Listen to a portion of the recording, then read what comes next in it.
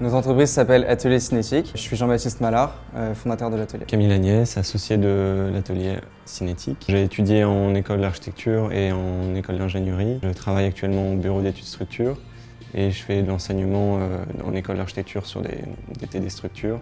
Je suis architecte, j'ai fait mes études à l'ENSA de Paris-La Villette. J'ai commencé à travailler dans une agence d'architecture avant de fonder l'atelier Cinétique. Cinétique, c'est un studio de création et un atelier de fabrication.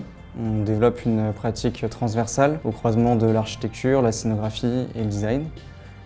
L'idée derrière ça, c'est d'avoir la gestion complète de tout projet créatif, tout en étant dans une recherche et une expérimentation constante.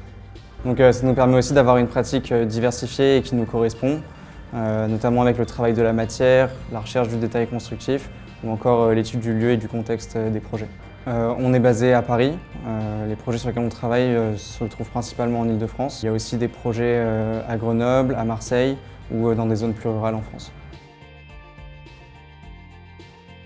Donc le déjà là pour nous c'est un site, c'est un contexte, c'est un matériau, c'est tout ce que l'ancrage en fait dans la situation. Il y a un passé qui nous semble intéressant de cultiver. Et dans le cadre de l'exposition, on a choisi de parler plus spécifiquement des matériaux, à la fois dans le passé qu'ils ont au niveau des matériaux de réemploi, mais aussi dans leur usage et en particulier les usages qui ont été prédéfinis à la base pour ces matériaux-là. Penser notre rapport au déjà là, c'est quelque chose qui nous semble indispensable. Pour nous, il n'y a pas vraiment de projet hors sol, tout projet est situé à un contexte. Et c'est cet ancrage-là qui nous semble important de cultiver.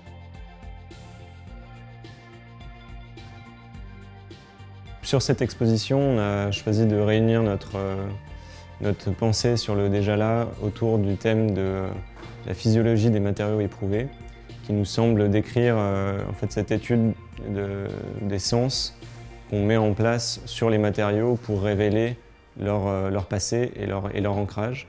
Et ensuite qui nous aide à formuler un détournement face à une situation de projet. Ce qu'on veut mettre en lumière par ce titre, c'est l'étude du fonctionnement et de l'organisation interne des matériaux qu'on étudie et qui nous permet en fait, de formuler le devenir de ces matériaux-là. Et donc ici on présente 3 projets qui nous permettent de balayer les thèmes du prototypage, du détail constructif et de la transformation de la matière qui sont structurants dans notre approche du projet.